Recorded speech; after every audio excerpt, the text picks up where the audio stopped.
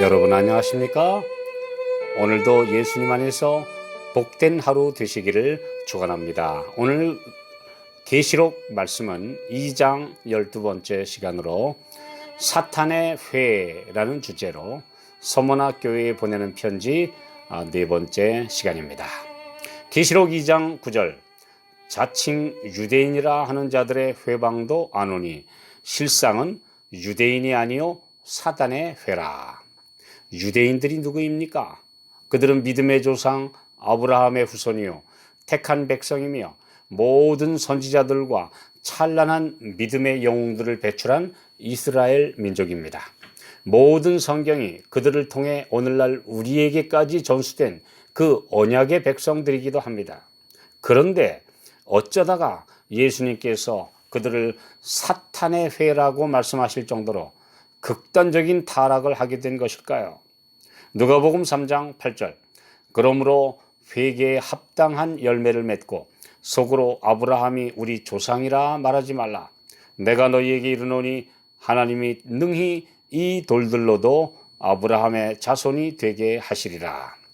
침례 요한이 광야에서 외친 이 말씀은 그들이 하나님께로부터 버림받은 이유를 말해주고 있습니다.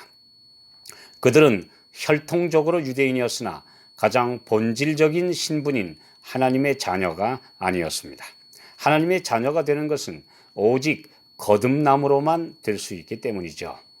요한복음 8장 44절 너희는 너희 아비 마귀에게서 났으니 너희 아비의 욕심을 너희도 행하고자 하느니라.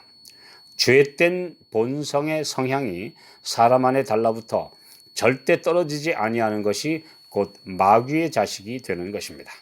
예수님을 영접하여 성령이 마음 안에 들어오시게 되는 것이 새로 태어나는 것이며 옛 본성에 대해 매일 죽는 경험을 하므로 새 본성이 예수님에게까지 자라나는 경험이 바로 변화됨, 곧 성화입니다. 예수님은 아브라함의 자손이라는 혈통만 주장하던 유대인들을 자칭 유대인이라고 하셨습니다.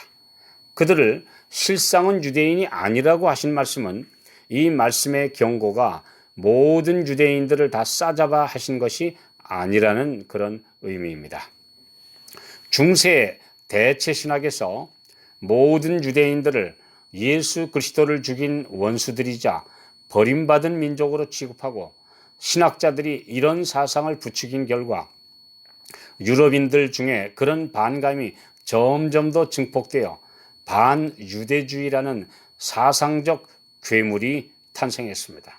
심지어 많은 신학자 중에는 유대인들은 이제 아예 구원에서 제외되었다고 극단적인 주장을 했을 뿐 아니라 토마스 아켄피스 같은 사람들은 유대인들은 죽여도 죄가 아니라고까지 가르쳤습니다. 참 무시무시한 그런 가르침이죠.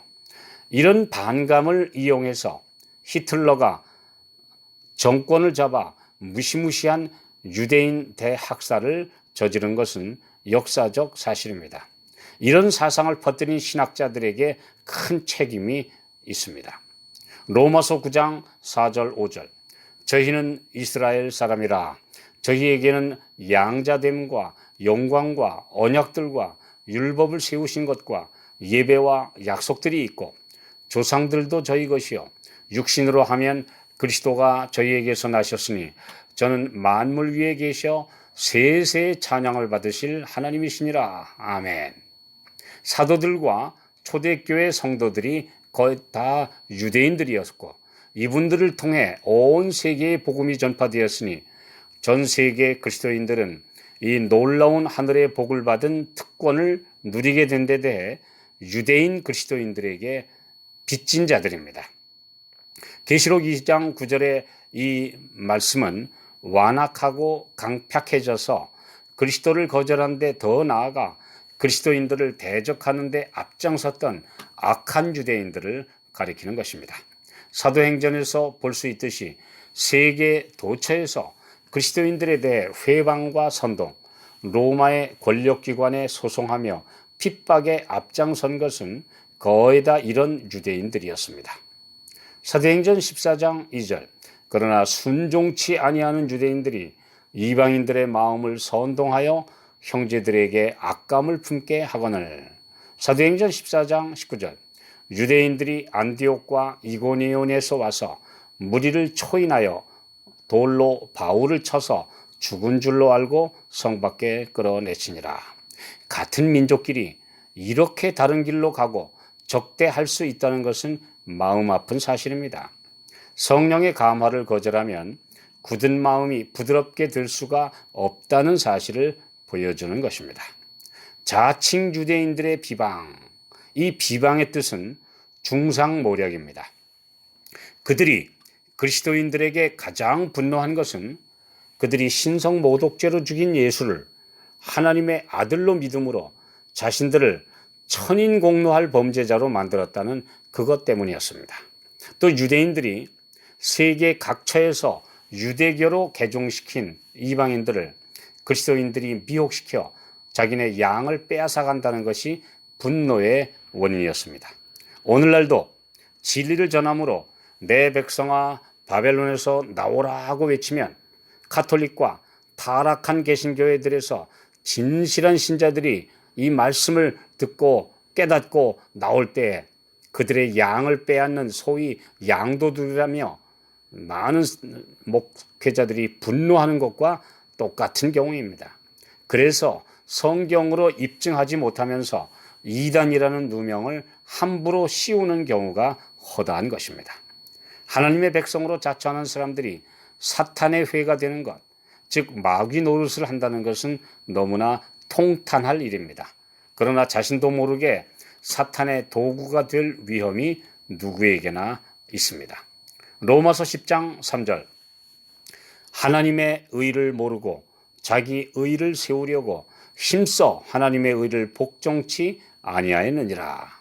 한때 그리스도인을 박멸하는 데 앞장섰던 사도 바울이 바로 이런 경우입니다. 요한복음 16장 2절. 때가 이르면 무릇 너희를 죽이는 자가 생각하기를 이것이 하나님을 섬기는 예라 하리라. 이렇게 잘못된 신념이 끔찍한 결과를 낳을 수 있습니다. 베드로에게도 예수님께서 사탄아 내 뒤로 물러가라는 책망을 하신 적이 있습니다. 나도 모르게 주님과 관계가 멀어져 그분을 반대하는 일에 나설 수 있다는 말씀입니다. 성령께서 우리를 바른 길로 인도하셔서 오늘 성령의 인도를 받는 사람, 우리 안에 있는 모든 잘못된 본성을 오늘도 극복하고 이김으로 승리하는 그리스도인이 되게 해주시기를 기도합니다.